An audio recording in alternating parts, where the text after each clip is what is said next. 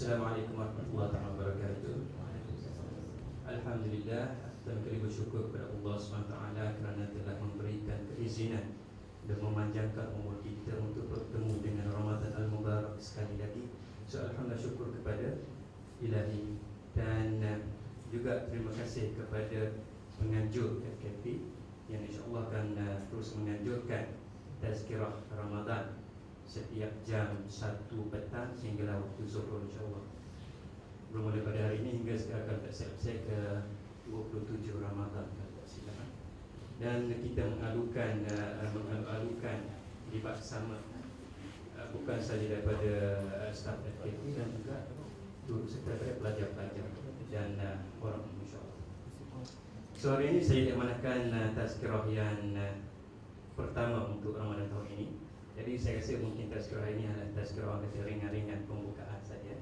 Dan kitab yang rujukan saya ialah kitab buku Ramadan Al-Mubarak, Fadilat dan Hukum Puasa yang ditulis oleh mantan pensyarah kanab atau syariah dan undang-undang, iaitu Dr. Zulkifli Muhammad Al-Bakri yang sekarang ini telah dilantik menjadi mufti wilayah Persekutuan. Okay, so ini wajah beliau di belakang. Mungkin tuan-tuan semua dah kenal. Kalau tak kenal pun inilah wajahnya untuk guru kita yang handsome insyaAllah. Jadi hari ini secara ringkas kita akan tengok imbas kembali tazkirah, imbas kembali, mengingat kembali tentang Ramadan. Saya bahagikan tazkirah kita untuk dikongsikan bersama hari ini kepada 3 bahagian. Yang pertama kita tengok secara ringkas dalil pensyariatan puasa di bulan Ramadan, just seimbas lalu sahaja. Dan yang kedua mungkin kita boleh tengok secara tidak kata detail tapi beberapa sedikit iaitu keistimewaan dan kemuliaan bulan Ramadan. Dan bahagian yang ketiga kita tengok fadilat serta kelebihan orang yang berpuasa. Dan kalau masih ada masa lagi, rasanya memang fokus untuk masa. Kalau ada masa kita tengok rahsia dan syarat batin puasa seperti yang dianjurkan oleh Imam Al-Ghazali, rahimahullah, hujjatul Islam. Jadi insyaAllah secara ringkas kita tengok sedikit pensyariatan puasa bulan Ramadan. Mungkin bagi kita rasa benda ni dah biasa, tapi sebagai tazkirah saya rasa mungkin elok juga sebab ini hari pertama kita tengok balik ayat dan juga sunnah ataupun hadis Nabi SAW yang menunjukkan bahawa puasa ini telah disyariatkan. Sebagai salah satu contoh ialah dalam Al-Quran surah Al-Baqarah ayat yang 185 berfirman Allah SWT, A'udzubillahi minasyaitonir rajim, syahrul Ramadan alladzi unzila fihi al-Quran hudan lin-nasi wa bayyinatin minal huda wal furqan faman syahida minkum asy-syahra falyasum.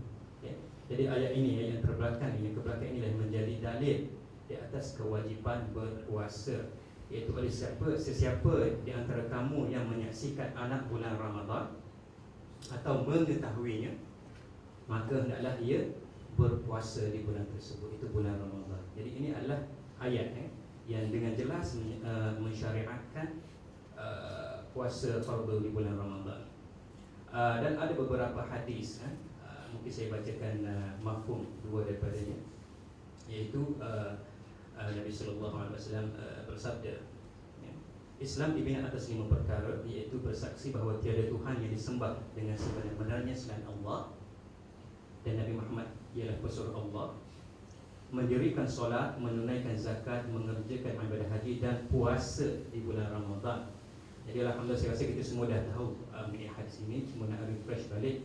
Jadi ayat ini sekali lagi menjelaskan bahawa puasa itu disyariatkan, diwajibkan dan dimasukkan di dalam 5 rukun, 5 pillar of Islam. Dan ada satu lagi hadis yang bermaksud ada seorang badui bertanya kepada Rasulullah, beritahulah aku, apakah puasa yang Allah wajibkan ke atasku? Orang kampung tanya Nabi. So baginda menjawab, puasa di bulan Ramadan. Jadi saya rasa cara ringkas cukuplah setakat 1-2 ayat dan hadis untuk menunjukkan bahawa bulan Ramadan ini diwajibkan berpuasa, dan itulah keistimewaan di bulan Ramadan. Jadi sekarang ringkas pula kita tengok kepada keistimewaan dan kemuliaan di bulan Ramadan. Ini bersangkutan dengan kita sekarang yang telah menjalankan ibadah puasa buat hari yang kedua.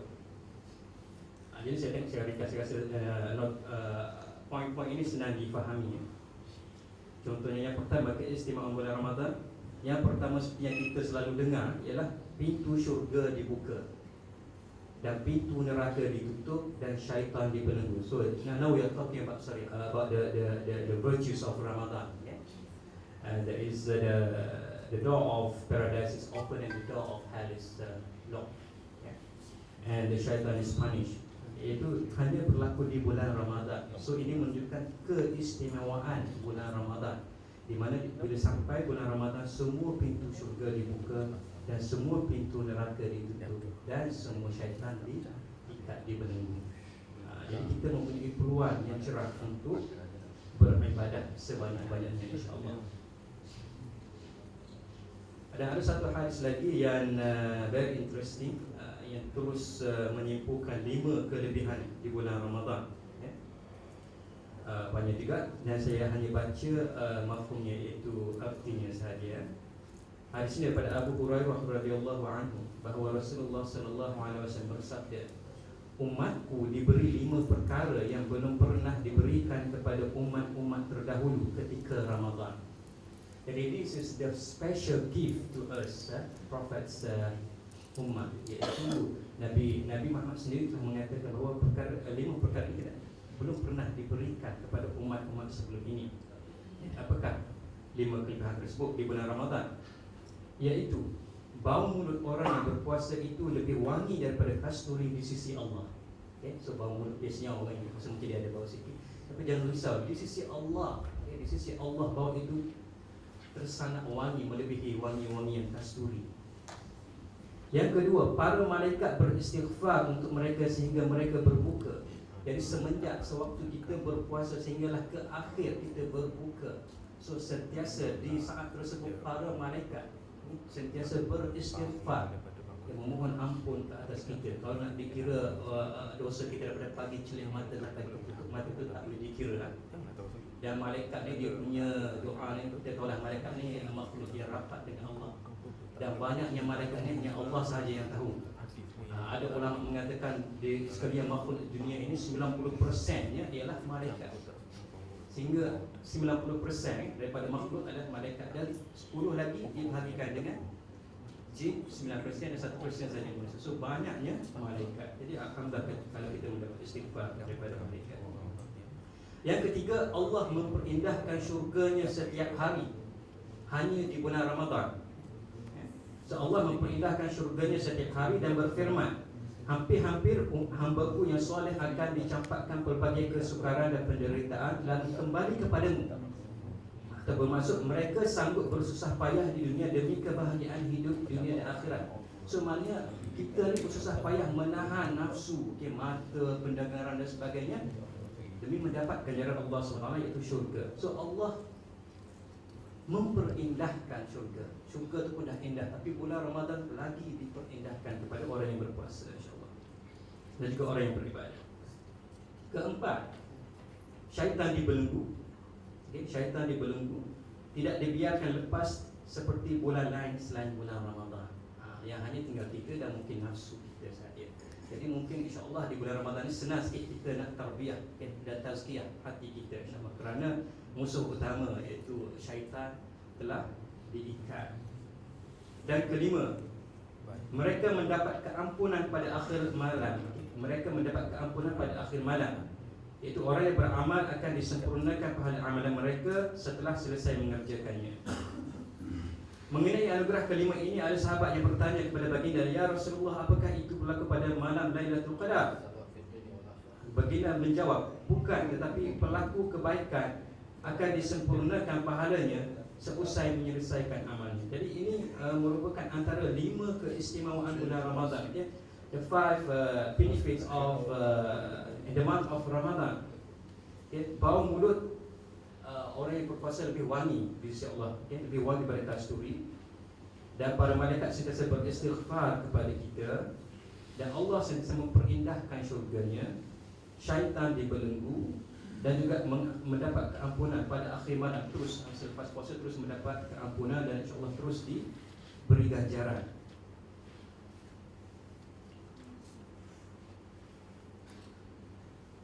Kelebihan yang seterusnya ialah seperti yang dinyatakan dalam hadis ini, siapa yang melakukan amalan sunat dari cabang kebaikan nilainya sama seperti melaksanakan fardu yang selain daripadanya. Dan siapa yang menunaikan fardu maka ia seolah-olah menunaikan 70 fardu yang selain daripadanya. Jadi amalan di bulan puasa ini ganjarannya pun berganda. Itu amalan sunat, okay, diberikan ganjaran pahala seperti amalan wajib. Jadi kita macam kita bertasbih, seolah-olah kita bersembahyang zuhur atau asar secara kinayah senangnya kan, secara perumpamaan yang senang. Dan kalau kita menunaikan perkara yang wajib seperti sembahyang zuhur, seolah-olah kita sekali menunaikan perkara yang wajib, ganjarannya seolah-olah kita menunaikan 70 kali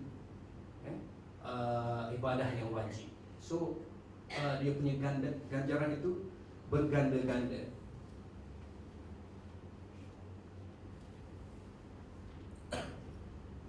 Dan juga Ramadan dinobatkan tadi sebagai penghulu bulan. Rasulullah sallallahu alaihi wasallam bersabda, "Sayyidul syuhuri syahrul Ramadan wa sayyidul ayyami yaumul Jumat." Penghulu bulan adalah bulan Ramadan dan penghulu hari adalah hari Jumaat. Jadi ini menunjukkan betapa mulianya bulan Ramadan.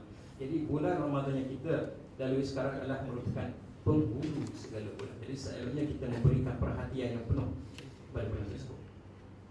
Sebab ada lagi hadis yang mengatakan bahawa sekiranya kita mengetahui Ramadan, keistimewaan Ramadan, Rasulullah bersabda, kalaulah hamba-hamba Allah mengetahui kelebihan yang terdapat pada bulan Ramadan, nescaya mereka bercita-cita supaya bulan Ramadan berlaku sepanjang tahun. Walau ya'lamul ibadu ma fi syahr Ramadan, latamanna al-ibadu an yakuna syahr Ramadan sanah. Kita tak tahu bulan Ramadan kena puasa benar. Kalau boleh kurangkanlah bulan Ramadan. Tak, bagi orang yang soleh dia tahu kalaulah datang bulan Ramadan penuhnya dengan penuh hikmahnya, dengan faedahnya, dengan pelbagai keistimewaannya, lalu mereka bercita-cita supaya dipanjangkan dan kalau boleh sepanjang Ramadan. Sebab gandaan pahalanya di bulan Ramadan itu sungguh besar sekali ya. Jadi mungkin selepas itu kita sambung sedikit dengan fadilat ataupun kelebihan orang berpuasa, supaya dia boleh memberikan motivasi kepada kita untuk terus beribadah di bulan yang penuh berkat ini. Antara fadilat, the virtues of as-shaim, those who fast, those who perform fasting, doa mustajab, doa maqbul. Daripada Ibnu Umar radhiyallahu anhu bahwasanya Rasulullah sallallahu alaihi wasallam bersabda, inna lis-shaim 'inda fitrihi da'watun la turad. Sesungguhnya bagi orang yang berpuasa ketika berbuka mempunyai doa mustajab yang pasti tidak ditolak. Jadi sama-samalah kita memperbanyakkan doa, selain beristighfar dan bertasbih. Masa inilah kita nak berdoa untuk kejayaan kita, pelajaran kita, juga dalam karya kita, dalam kehidupan keluarga kita, terutama ibu bapa kita. Waktu inilah kita ambil peluang untuk mendoakan mereka, sama ada mereka masih hidup ataupun telah meninggal dunia. Seterusnya, sentiasa berada dalam ibadat. Sebab puasa itu sehari daripada pagi sampailah maghrib. Jadi bermakna selagi kita berpuasa, selagi itulah kita berada dalam ibadat. Rasulullah sallallahu alaihi wasallam bersabda, inna as-shaima fi ibadatin wa in kana na'iman ala firashi. Sesungguhnya orang yang berpuasa berada dalam ibadat sekalipun dia sedang tidur atas tilamnya. Jadi kelebihan orang yang berpuasa, walaupun dia tidur pun dikira ibadat, sebab dia sedang berpuasa, sedang beribadat. Seperti kita sembahyang daripada Allahu Akbar sampai salam, itu adalah ibadat. Tapi itu time dia. Tapi kalau puasa daripada pagi sampai malam, walaupun kita tidur, insya-Allah dikira ibadat. Dan masuk syurga melalui pintu royan. fadilat lain. Itu we enter the paradise from the door of Rayyan. Rasulullah bersabda, inna fil jannati baban yuqalu lahu Rayyan yadkhulu minhu as-sha'imuna yawm al-qiyamah la yadkhulu minhu ahadun ghayruhum. Maksudnya, sesungguhnya dalam syurga terdapat sebuah pintu yang dikenali dengan nama Ar-Rayyan, khusus untuk ahli puasa memasuki syurga. Khusus untuk ahli puasa memasuki syurga, melaluinya pada hari kiamat kelak. Selain mereka tidak dibenarkan masuk. Jadi pintu ini dibina khas untuk orang yang berpuasa Ar-Rayyan. Orang yang tidak berpuasa tidak dibenarkan melalui pintu tersebut. Jadi ia khas, VIP-nya ialah orang yang berpuasa. Jadi ada beberapa tafsir apakah masuk Ar-Rayyan. Ada yang mengatakan Ar-Rayyan bermaksud orang yang tidak merasa dahaga. Ada juga yang berkata kerana dinamakan tersebut kerana dirinya sendiri tidak merasa dahaga, dan juga kerana terdapat banyaknya sungai-sungai yang mengalir, sungai-sungai syurga, bukan sungai-sungai kita ni kan. Dan ada juga mengatakan bahawa kerana keistimewaan ibadat mereka dan kemuliaannya. Ini beberapa tafsiran nama Ar-Rayyan.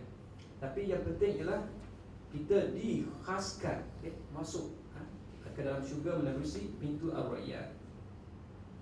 Selain itu juga dapat menikmati buah-buah syurga. Daripada Anas radhiyallahu anhu, beliau berkata, sesiapa yang ditegah oleh puasanya daripada makan dan minum yang dia berkehendak, nescaya Allah beri makannya daripada buah-buahan syurga dan beri minum padanya daripada minum syurga.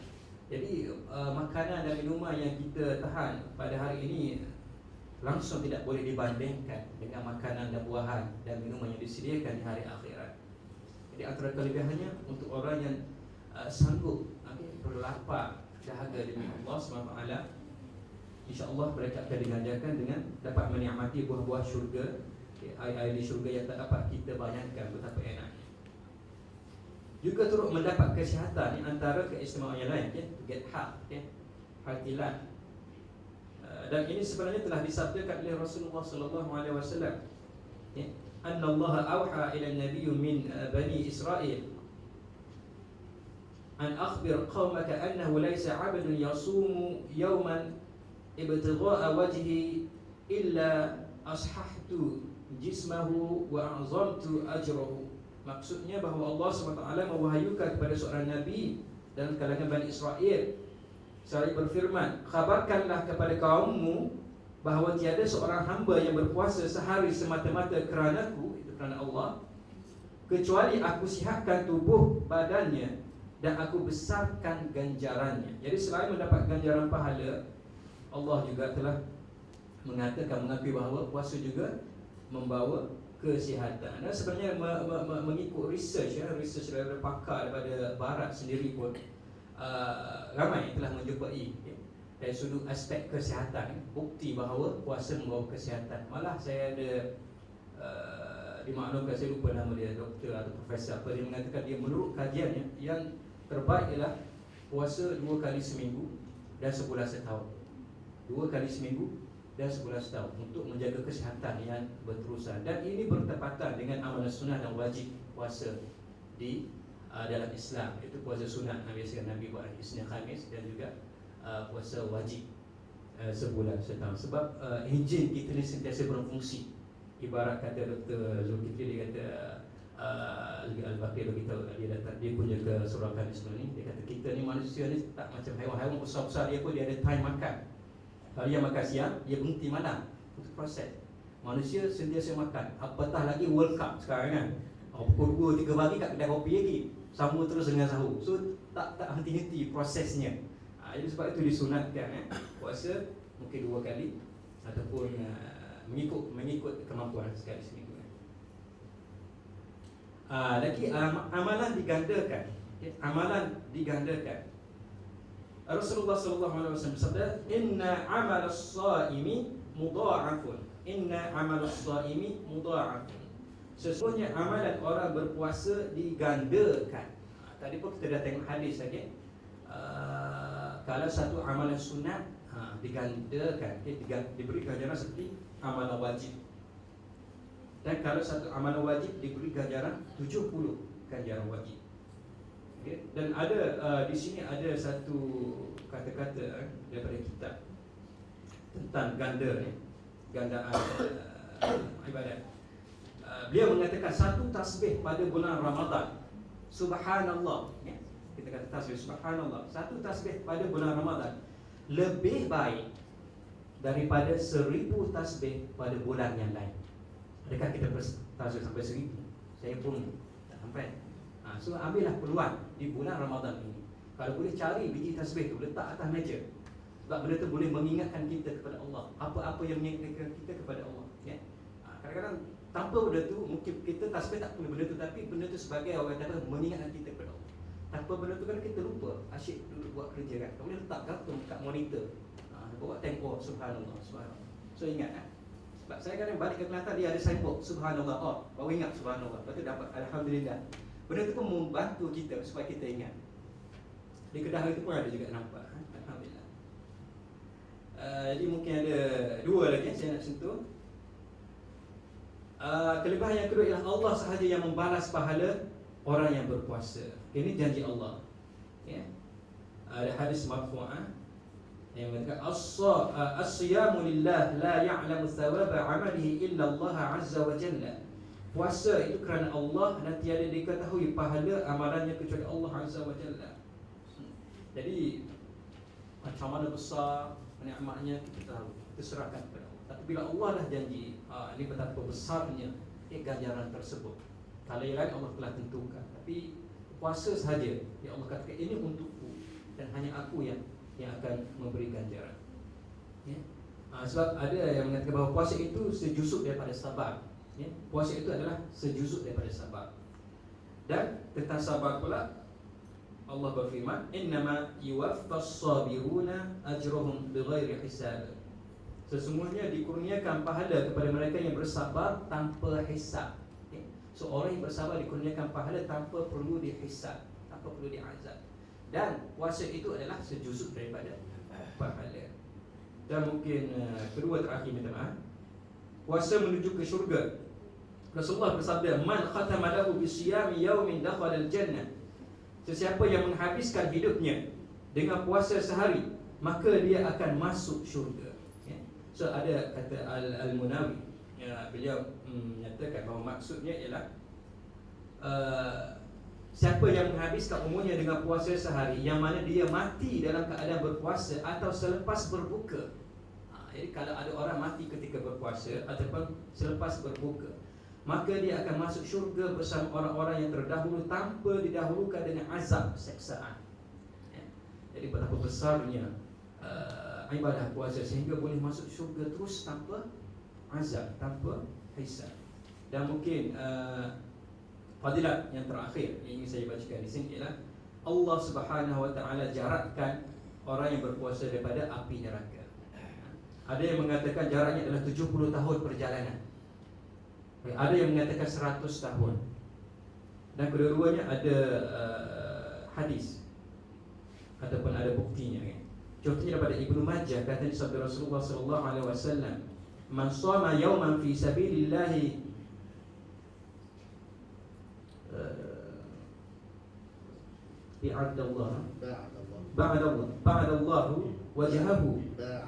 ba'adallahu wajhahu min jahannam 70 aman.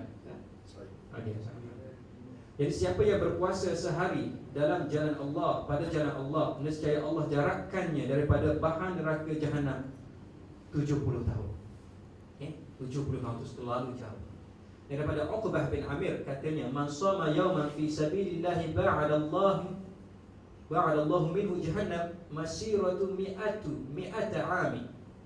Siapa yang berpuasa sehari pada jalan Allah, nescaya Allah jarakkannya dari neraka jahanam selama 100 tahun. Jadi ada dua pendapat. Ada yang mengatakan 70 tahun, ada yang mengatakan 100 tahun. Kalau lah tahun dunia pun 70 tahun tu jalan mana kita? Sekarang naik kapal terbang pergi KL mana pun, pergi Kedah mana 15 minit, 10 minit je. Sekarang 70 tahun.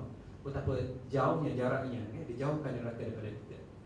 So saya rasa setakat itu saja tazkirah ringkas untuk hari yang pertama kita pada bulan Ramadan 2014 ini. Dan moga-moga kita semua dapat mengambil manfaat Dan semoga apa amalan-amalan yang kita kerjakan di bulan Ramadan ini mendapat keberkatan dan diterima Allah Subhanahu Wa Taala. Jadi saya rasa setakat itu saja dan kita sudahi surah kita dengan surah Al-As dan tasbih kafarah. Bismillahirrahmanirrahim.